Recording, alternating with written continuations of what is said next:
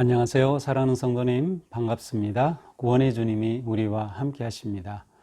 우리와 함께 하시는 주님을 찬양합니다. 기도합시다. 주님, 감사합니다. 부활하셔서 저희들에게 참 소망이 되신 주님, 영원한 생명을 선물로 주신 주님, 오늘도 주님의 이름을 찬양하며 또 주님의 말씀에 귀를 기울입니다. 오늘도 말씀을 통하여서 하나님의 거룩하신 뜻과 또 인도하심에 순종하며 믿음으로 나아갈 수 있도록 함께하여 주시옵소서. 예수님 이름으로 기도합니다. 아멘. 네, 드디어 오늘부터 또 출애굽기가 시작이 됩니다. 이제 중간 정도까지만 이제 보고 또 가을의 마지막까지 다 보게 되겠지만 이제 오늘 우리가 출애굽기를 시작합니다. 오늘 말씀은 출애굽기 1장 전체입니다. 1절부터 22절인데요. 좀 길기 때문에 제가 처음부터 이렇게 말씀을 나누도록 하겠습니다. 자, 출애굽기 1장 1절입니다. 야곱과 함께 각각 자기 가족을 데리고 애굽에 이른 이스라엘 아들들의 이름은 이러하니. 자, 출애굽기는 그 제목을 통해서 탈출, 어디로부터? 애굽으로부터. 그래서 애굽에서 탈출한 그러한 그 내용을 담고 있습니다. 하지만 이제 원래 그 구약은 히브리어로 쓰여졌죠. 그런데 이제 구약에서 출애굽기라는 이름은 우리가 지금 사용하는 것처럼 출애굽기나 뭐 탈출, 영어로 엑소더스 뭐 그렇게 되어 있지 않고요. 쉐모트라고 되어 있어요. 그것은 그냥 이름들이라는 뜻입니다. 왜냐하면 처음 시작되는 것이 엘레 쉐모트로 시작이 돼요. 그래서 이제 이 히브리어에서 그 성경의 책 이름은 처음 시작되는 단어들로 시작이 됩니다. 그러니까 이것들은 이름들이다. 뭐 이러한 단어로 이제 출애굽기가 시작이 됩니다. 무슨 이름들인가요? 바로 야곱이 처음 애굽으로 들어갈 때 데리고 들어갔던 그러한 아들들의 이름이 언급되어 있습니다. 자, 여기에 보면 2절 이하에 보면 뭐 루벤, 시몬, 레위, 유다 이처럼 야곱에서 태어난 그러한 아들들의 이름, 그리고 5절에 보니까 이들이 모두 70명이고 요셉은 애굽에 있었더라라고 기록되어 있습니다. 6절 요셉과 그의 모든 형제와 그 시대의 사람은 다 죽었고 이스라엘 자손은 생육하고 불어나 번성하고 매우 강하여 온 땅에 가득하게 되었더라. 자, 이제 출애굽기의 역사적 배경인데요. 요셉 시대의 사람들은 다 죽었어요. 뭐 사실은 이미 죽었다 정도보다는 아주 잊혀진 사람들이 될 정도로 옛사람이 되었어요. 왜냐하면 이 요셉의 그 총리 대신에 됨으로 인해서 애굽이 그 야곱이 아들들을 데리고 애굽에 왔던 것이 400년 전의 일이기 때문이에요. 그러니까 요셉 이야기에 창세기 나오는 요셉 이야기의 400년 후에 배경이 바로 오늘 우리가 시작하는 출애굽기의 배경이 됩니다. 자, 여기까지 이르기에 어떠한 사건들이 있었을까요? 아주 간략하지만 우리가 출애굽기를 오늘 시작하기 때문에 창세기 정도는 짧게 좀 알 필요가 있어요.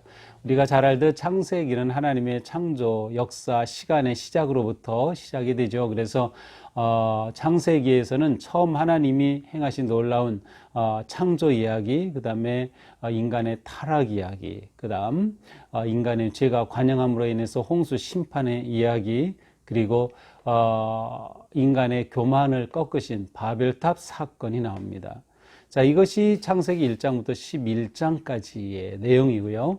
이제 마지막 12장부터 50장까지는 족장들의 이야기입니다.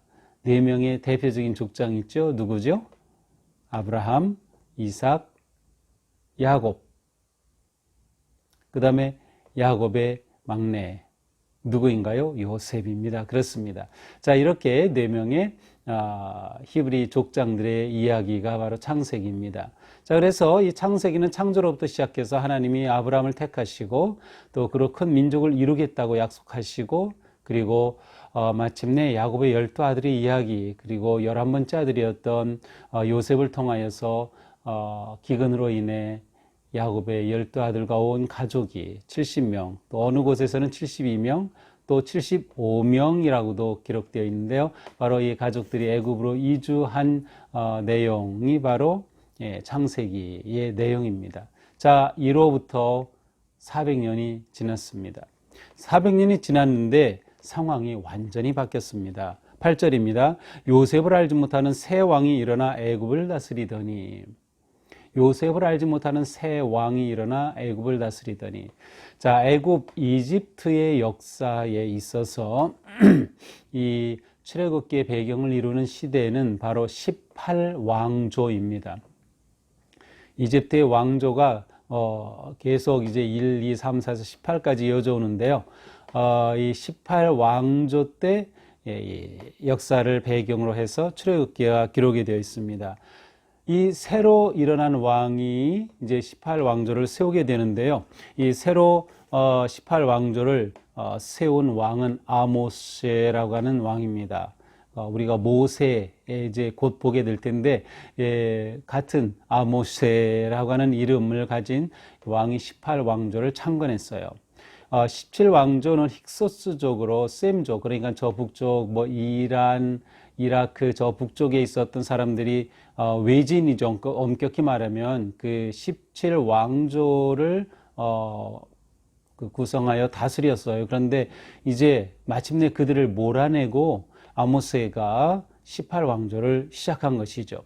이렇게 18왕조를 시작하면서 그때 18왕조의 왕의 이름이 바로라고 하는 그러한 명칭을 사용하게 됩니다. 이 바로라고 하는 이름은 뭐 큰 집이다, 그러한 의미를 가지고 있는데요.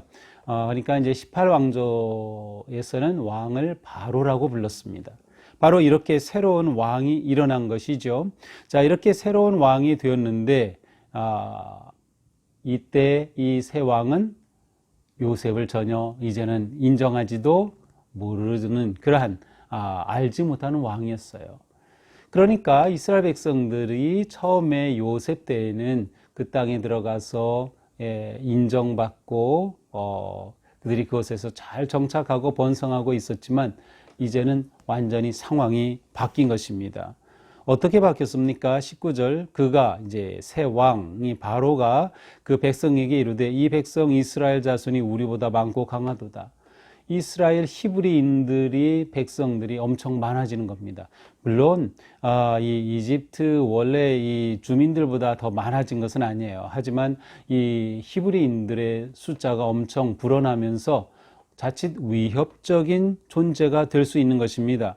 그래서 만약 전쟁이 일어났을 때 이 히브리인들이 전쟁이 일어났을 때 침략해온 사람들과 손을 잡는다면 이건 우리에게 아주 큰 결정적인 그 패배의 원인이 될 수 있다라는 생각까지 하게 되는 것입니다.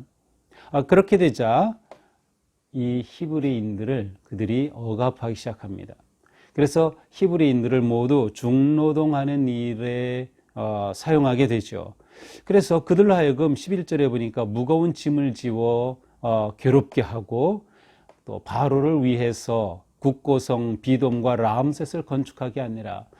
비돔성과 람셋인데 이것은 국고성으로 건축했다. 국고성으로 말하면 식량 또 온갖 물건을 비축해 두는 그러한 곳이죠. 물류 저장소와 같은 곳인데 바로 그 나라의 어떤 그 식량과 부를 보관하기 위한 곳이요. 그러니까 이곳은 굉장히 중요한 곳이고 또 큰 도시를 이룬 곳입니다. 그래서 실제로 이제 람셋에 관한 그러한 그 고고학적인 발굴이나 자료들을 보면 이 시대에 가장 그 부유하고 화려했던 도시가 바로 람셋이었습니다. 이 성을 건축하는 일에 히브리인들을 동원한 겁니다. 이들을 동원해서 노동력을 착취한 것이죠. 그리고 이들을 괴롭히는 것입니다. 그렇게 하여서 이 히브리인들이 정치적인 세력을 형성하지 못하도록 또 더 번성하지 못하도록 그렇게 계획한 것입니다. 자, 이렇게 계속해서 이들에게 엄하게 일을 시킵니다. 그들이 한 일은 무엇입니까? 14절에 보니까 흙을 이겨서 벽돌을 굽게 하고 농사의 여러 가지 일을 하게 하였다. 성을 세우기 위해서는 큰 그 벽돌이 필요하고 이것을 빚어서 굽고 그 벽돌로 성을 세우는 일을 하게 된 것입니다. 자, 그런데 이런 상황인데도 불구하고 12절에 보니까 학대를 받을수록 더 번성하여. 놀라운 일이었어요. 이렇게 학대를 받고 어려우면 번성하지 못해야 할 텐데 오히려 더 번성하는 겁니다. 그러니 이 바로가 또 다른 계략을 세웁니다. 15절 히브리 산파 시브라라는 사람과 부하라는 사람에게 말하여. 자, 이렇게 되니까 이 산파를 불러서, 여기에는 시브라와 부하이지만 이 많은 히브리인들의 산파하면 굉장히 산파들도 많았겠죠. 이 산파는 그 당시 여성들의 아주 전문 직종 가운데 하나였습니다. 자, 그래서 이 산파를 불러서 대표가 아니었을까요? 그들에게 명령합니다. 너희가 이제 히브리인이 아기를 낳을 때 산파니까 가서 도와줄 텐데 남자 아이가 나면 죽여버려라. 여자아이만 살려둬라 라고 말하는 것입니다. 사실 히브리인의 아들들은 노동력입니다. 굉장히 중요한 국가의 부가 될 텐데 이것까지도 이 아들 태어나면 다 죽이라고 할 정도인 것을 보면 이 바로가 히브리인들의 번성을 굉장히 두려워했다는 것을 알 수 있어요. 그래서 이 산파들을 통해서 아이들을 죽이게 합니다. 자, 그런데 이 산파들이 아이들을 죽이지 않습니다. 어떻게 아이를 죽이겠어요?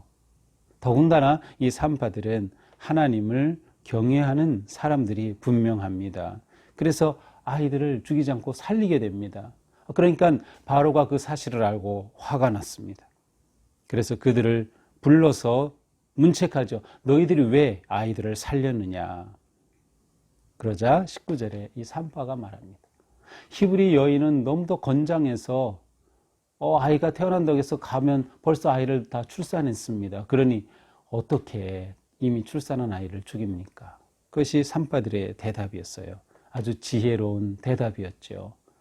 성경은 20절에 보니까 하나님이 그 산파에게 은혜를 베푸셨다. 그래서 그 백성이 더욱 번성하고 강하여졌다라고 합니다. 이렇게 되자 바로가 포기하지 않고 이번에는 아예 그냥 히브리인들에게 명령을 합니다. 산파에게 한 것이 아니라 너희가 아이를 낳았을 때 아들이면 다 죽여라. 그러니 이제는 이 법을 피할 길이 없어요. 아이가 태어나서 자라는데 보니까 아들이다? 그럼 이건 왕의 명령을 어긴 거죠. 이 당시 왕은 신이었습니다. 우리가 생각하는 그냥 왕과는 달라. 독재자, 비교가 안 될 정도로 신과 똑같은 존재가 왕이었습니다. 그러니 왕의 이 명령을 받은 이스라엘 백성들은 어떻게 합니까? 자, 이것이 이제 오늘 본문의 1장의 내용입니다. 그래서 이제 1장은 역사적인 배경을 두고서 지금 400년이 지난 후, 요셉 이후 400년이 지난 후에 지금 이스라엘 백성들이 어떤 상황인가 하는 것을 그대로 보여주고 있습니다. 자, 오늘 말씀을 보면서 우리는 무엇보다도 하나님께서 지금 놀랍게 일하고 계신다는 것을 보게 됩니다. 하나님은 아브라함에게 400년 후에 내 자손들을 다시 이끌어낼 것이다 라고 말씀하셨어요. 그래서 그들이 하나님이 약속하신 땅으로 올 것이다 하는 것을 이미 아브라함에게 말씀하셨거든요. 이것을 보면 오늘의 말씀은 하나님은 약속을 이루시는 하나님이다 하는 것을 알 수 있어요. 약속을 이루심으로 역사의 주인 되시는 하나님을 드러내고 있습니다. 이 점은 우리가 믿음 생활할 때 아주 중요하죠. 하나님이 우리에게 주시는 약속을 우리가 얼만큼 신뢰하느냐, 얼만큼 믿느냐, 그 말씀 따라서 얼마나 내가 살아가느냐, 그것이 우리 신앙생활의 아주 중요한 부분입니다. 하나님은 400년이 지난 지금 약속을 그대로 이루어가고 계심을 보여주고 있습니다.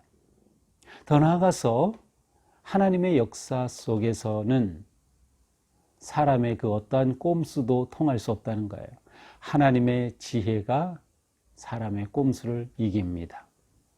사람이 아무리 지혜로워도 하나님의 어리석음보다 지혜로울 수 없고요. 하나님의 그 지혜를 그 누구도 따라갈 수 없어요. 그러니 우리는 하루하루 살면서 또 이렇게 매일 말씀 묵상을 하면서 하나님의 지혜를 구하는 겁니다. 오늘 살아갈 때에 하나님께서 저에게 삶의 지혜를 주셔서 가정에서 자녀를 양육하면서 직장에서 사업을 하면서 또 사역을 하고 모든 관계 속에서 하나님 주시는 지혜로 살아가는 것이 우리에게 참된 승리와 기쁨이 되는 것이죠. 하나님은 역사의 주인이시다. 하나님은 약속을 이루신다. 하나님의 지혜가 모든 것을 이루어 간다라고 하는 것이죠. 그러므로 우리가 살 길은 오직 하나님을 경외하고 하나님을 예배하는 것입니다. 이것이 우리가 살아야 할, 또 우리가 살아갈 때 승리할 아주 중요한 길이죠.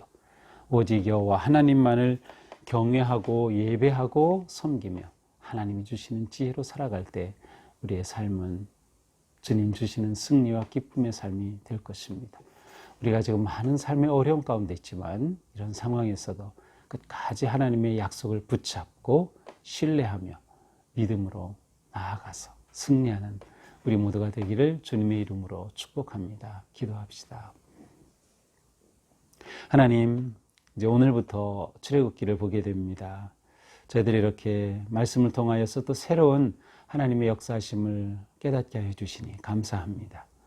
역사의 주인이신 하나님은 내 인생의 주인 되시며 내 개인의 역사의 주인 되심을 저희들이 믿고 고백합니다.